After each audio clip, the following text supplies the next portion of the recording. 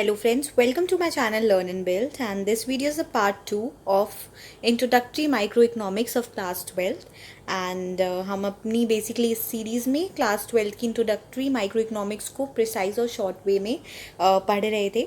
सो UC का part 2 है. So let's quickly start. See आज की वीडियो में सबसे पहले हम बात करेंगे कंज्यूमर्स बजट की. सी इस टॉपिक में बेसिकली हम क्या करेंगे, कंज्यूमर के बजट के बारे में पढ़ेंगे. सी इसमें हम हमेशा अज्यूम करते हैं कि कंज्यूमर के पास एक फ़िक्स अमाउंट ऑफ इनकम है, चूँकि उसका मतलब एक फ़िक्स अमाउंट ऑफ मनी है जो उसकी इनकम होती है, जो वो सिर्फ 2 गुड्स पे ही स्पेंड कर रहा है. सी जनरली तो हम लोग अपनी इनकम को बहुत सारे गुड्स पे स्पेंड करते हैं, बट इकोनॉमिक्स में हम ढंग से पढ़ने के लिए, क्लैरिटी लाने के लिए हम अज्यूम करते हैं कि 2 ही गुड्स हैं और उसी पे हम अपनी इनकम स्पेंड कर रहे हैं. नेक्स्ट थिंग कि कंजम्पशन बंडल्स जो कंज्यूमर के पास होते हैं, जितने भी कंज्यूमर के कंजम्पशन बंडल्स बनेंगे वो इन्हीं 2 चीज़ों पे डिपेंड करेंगे कि 2 गुड्स के प्राइजेस क्या हैं और कंज्यूमर की इनकम क्या है. ठीक है, और जो भी उसके फिक्स इनकम, जो भी उसके प्राइजेस ऑफ 2 गुड्स दे रखे हैं हमें, उसके अकॉर्डिंग कंज्यूमर सिर्फ वही बंडल्स ले सकता है जो कि उसके इनकम के इक्वल या उससे लेस हो.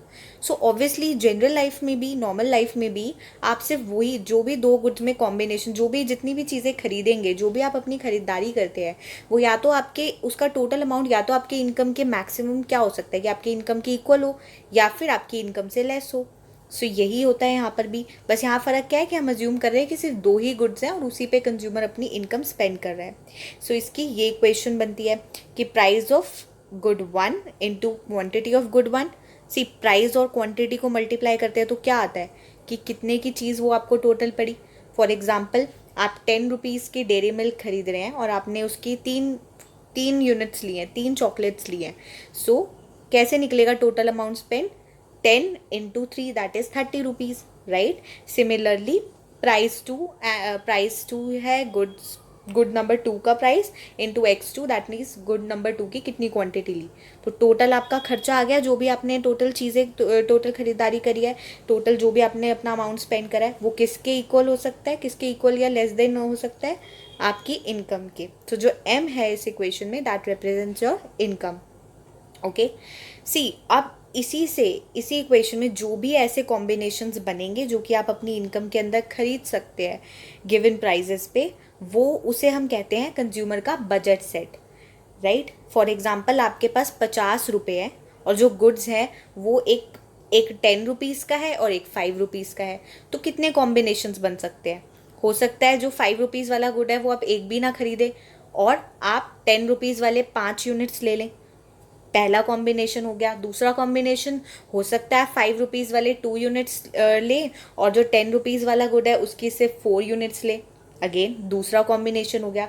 तो इस तरीके से जितने भी कॉम्बिनेशंस बनेंगे दोनों गुड्स के जिसमें आप अपनी इनकम स्पेंड कर सकते हैं, वो उसे बोलते हैं बजट सेट आपका. ओके, सी बजट सेट. अब इस तरीके से अगर हम इसको ग्राफिकली प्लॉट कर दे, नीचे जो आप देख सकते हैं टेबल में, वो गुड 1 और गुड 2 के बजट सेट बना हुआ है कि अगर हम गुड 1 की 0 यूनिट्स ले रहे हैं तो हम गुड 2 की 60 यूनिट्स ले सकते हैं अपनी इनकम के अकॉर्डिंग. सिमिलरली अगर हम गुड 2 की यूनिट्स कम कर दे, थोड़ी गुड 2 की 40 यूनिट्स कर दे, तो बची हुई इनकम से हम 10 यूनिट्स ले सकते हैं गुड 1. तो इस तरीके के जो कॉम्बिनेशंस दिख रहे हैं आपको, ये है बजट सेट. जब हम इसे प्लॉट करते हैं ग्राफ में तो हमारी बजट लाइन बनती है.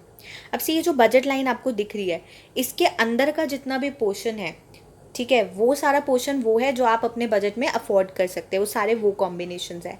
बट इसके बाहर के जितने भी कॉम्बिनेशंस होंगे वो कॉम्बिनेशंस होंगे जो आप अपनी इनकम में अफोर्ड नहीं कर सकते, जो आपके बजट से बाहर है. फॉर एग्जांपल अगर मैं बोलूँ गुड 1 की 40 यूनिट्स, तो वो बजट लाइन के बाहर आएगा. वो वाला पॉइंट वो आपके बजट से बाहर है, आप उसे अफोर्ड नहीं कर सकते. ओके, बजट लाइन की स्लोप क्या होती है? -P1 divided by P2, where price P1 is price of good 1 and P2 is price of good 2. ठीक है. सी नेक्स्ट इज, अब लेट्स सपोज अगर कंज्यूमर की इनकम चेंज होती है, ठीक है, अब हमारी सैलरी, हमारी इनकम बढ़ती या कम होती रह सकती है, राइट. सो फॉर एग्जांपल अगर आपकी इनकम कम या ज़्यादा होती है, गिवन दैट बाकी जो 2 गुड्स के प्राइजेज हैं वो सेम है, उनमें कोई चेंज नहीं आया, बस आपकी इनकम कम या ज़्यादा हुई है, तो अब क्या होगा? अगर इनकम कम हुई होगी तो कहीं ना कहीं आपका बजट कम हो गया होगा, और अगर इनकम ज़्यादा हुई होगी तो आपका बजट बढ़ गया होगा. अब आप ज़्यादा क्वान्टिटी के गुड ले सकते हैं, राइट.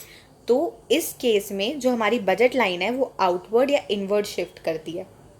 इनकम कम हुई है तो इनवर्ड शिफ्ट हो जाएगी, इनकम बढ़ी है तो आउटवर्ड शिफ्ट हो जाएगी, बट जो स्लोप है उसकी वो वैसी ही रहती है। सो अगर आपको स्लोप पूछी जाए उस बजट लाइन की तो स्लोप सेम रहेगी, चाहे वो इनवर्ड शिफ्ट हो रही है या आउटवर्ड शिफ्ट हो रही है। ओके, बट इन केस आपकी इनकम सेम है, आपका प्राइस ऑफ गुड वन भी सेम है, पर किसी एक गुड जो दूसरा गुड है उसका प्राइस में कुछ चेंज आया है, कम या ज़्यादा हुआ है, तो अब आप उसकी क्वांटिटी या तो कम करेंगे या थोड़ी बढ़ा देंगे, राइट। तो इन दैट केस जो बजट लाइन की स्लोप है वो शिफ्ट होएगी, वो या तो थोड़ी फ्लैट हो जाएगी या थोड़ी स्टीप हो जाएगी, और राइट। तो बजट लाइन की स्लोप चेंज कब होती है? जब price of any one good changes, बाकी चीज़ें अनचेंज रहती है। ओके, अब एक क्वेश्चन आता है कि ऑप्टिमम बंडल ऑफ कंज्यूमर क्या है। अब इतने सारे कॉम्बिनेशंस बन गए, हमारा बजट सेट बन गया, इसमें से सबसे अच्छा कॉम्बिनेशन हमारे लिए क्या रहेगा? तो सिर्फ वो कैसे देखते हैं। अब फॉर एग्जांपल इस पिक्चर में अगर आप देखें तो हमारे इंडिफरेंस कर्व बने हुए हैं और बजट लाइन बनी हुई है। सी हमारा जो ऑप्टिमम कॉम्बिनेशन होगा दोनों गुड्स का वो होगा जहाँ पे हमारी बजट लाइन इंडिफरेंस कर्व के टेंजेंट होगी। टेंजेंट का मतलब क्या होता है? जहाँ पे इंडिफरेंस कर्व को बजट लाइन सिर्फ एक पॉइंट पे टच करेगी, जैसे इस वाली पिक्चर में वो पॉइंट कौन सा है? Point number C. तो यही सबसे ऑप्टिमम कॉम्बिनेशन होगा हमारा कंज्यूमर का, ठीक है। अब सी इससे ऊपर कोई भी इसके अलावा कोई भी अगर पॉइंट दूसरा होगा तो वो ऑप्टिमम नहीं कहलाएगा। कैसे? अब फॉर एग्जांपल देखो पॉइंट डी एक हायर इंडिफरेंस कर्व पे है, तो कहने को वो हमें ग्रेटर सेटिस्फैक्शन देगा, लेकिन वो हमारे बजट लाइन से बाहर है, तो उसे तो हम अफोर्ड ही नहीं कर सकते। उसके अलावा अगर कोई और पॉइंट बजट लाइन के अंदर होता है या बजट लाइन के ऊपर होता है, जैसे कि पॉइंट नंबर ए और पॉइंट नंबर बी, तो वो भी हमारा ऑप्टिमम कॉम्बिनेशन नहीं होगा। क्यों? क्योंकि इन दोनों ही पॉइंट से एक हायर पॉइंट भी अवेलेबल है इंडिफरेंस कर्व 2 पे, जो पॉइंट नंबर सी है। हमने पढ़ा था ना कि पिछली वीडियो में कि इंडिफरेंस कर्व पे जो हायर इंडिफरेंस कर्व होता है वहाँ पे हायर लेवल ऑफ सेटिस्फैक्शन मिलती है। तो पॉइंट नंबर ए और बी से ज़्यादा सेटिस्फैक्शन तो हमें पॉइंट नंबर सी पे मिलेगी, क्योंकि वो इंडिफरेंस कर्व 2 पे है, राइट। नेक्स्ट टॉपिक हमारा आता है डिमांड। सी डिमांड क्या होता है? क्वांटिटी ऑफ अ कमोडिटी जो कंज्यूमर विलिंग टू बाय है, वो उसे अफोर्ड भी कर सकता है गिवन प्राइजेस पे, और वो उसके टेस्ट एंड प्रेफरेंस के अकॉर्डिंग भी है, तो हम उसे कहते हैं डिमांड फॉर द कमोडिटी। सी यहाँ पे ये कंडीशन सेटिस्फाई होनी बहुत ज़रूरी होती है। अब for example willing to buy में तो कुछ भी हो सकता है, मैं चाह सकती हूँ, मैं तो विलिंग हो सकती हूँ कि मैं बहुत बड़ा बंगलो खरीद लूँ, बट वो मेरी डिमांड नहीं कहलाएगी अनटिल एंड अनलेस दूसरी कंडीशन भी सेटिस्फाई नहीं होती कि मैं उसे अफोर्ड भी कर सकती हूँ। सो कंज्यूमर विलिंग भी होना चाहिए, अफोर्ड भी कर सकता होना चाहिए, तभी वो डिमांड कहलाएगी उस कमोडिटी की, ठीक है। और डिमांड किस चीज़ पे डिपेंड करती है? एक तो उस गुड के प्राइस के ऊपर, है ना, कि वो हमारे बजट में आ रहा है या नहीं आ रहा, हमें लग रहा है यानी कि वो वर्थ इट है लेना है यानी, उसके अकॉर्डिंग हम डिमांड करेंगे। दूसरी चीज़ प्राइस ऑफ अदर गुड पे। अब फॉर एग्जांपल मुझे चॉकलेट खाने का मन कर रहा है, अब एक चॉकलेट तो मुझे 10 रुपये की मिल रही है, दूसरी चॉकलेट उतनी ही क्वांटिटी की मुझे 5 रुपीज़ में मिल रही है, तो मैं 5 रुपीज़ वाली प्रेफर करूँगी, ठीक है। तो प्राइस ऑफ अदर गुड्स पे भी डिपेंड करता है। सिमिलरली कंज्यूमर की इनकम पे डिपेंड करता है, ठीक है। अब मेरे को चॉकलेट खानी है, एक चॉकलेट 10 रुपीज़ की और एक 100 रुपीज़ की है, तो मैं 10 रुपीज़ वाली यूज़ कर सकती हूँ, और अगर मेरी इनकम ज़्यादा है तो मैं 100 वाली भी ले सकती हूँ, ठीक है। एंड टेस्ट एंड प्रेफरेंसेस पे भी डिपेंड करेगा। अब भाई मैं कॉफ़ी को अफोर्ड भी कर सकती हूँ, लेकिन अगर मुझे वो पसंद ही नहीं है तो वो मेरी डिमांड थोड़ी कहलाएगी, मैं उसको डिमांड थोड़ी करूँगी। तो टेस्ट एंड प्रेफरेंसेस पे भी डिपेंड करता है, ठीक है। सी और जो भी ये गुड्स और उसकी जो क्वांटिटी जो भी किसी गुड की क्वांटिटी डिमांडेड और उसका प्राइस का रिलेशन होता है, उसे हम कहते हैं डिमांड फंक्शन, जिसे हम कैसे लिखते हैं? X is equal to function of price, ठीक है। और जब हम इस डिमांड फंक्शन को ग्राफिकली रिप्रेजेंट करते हैं तो हमें मिलता है हमारा डिमांड कर्व, ठीक है। और देखो डिमांड की जो भी डिमांड और प्राइस का रिलेशन होता है वो हमेशा नेगेटिव होता है इन जनरल, मतलब जनरल केसेस में, जनरल गुड्स के केसेस में वो नेगेटिव रिलेशन रहता है।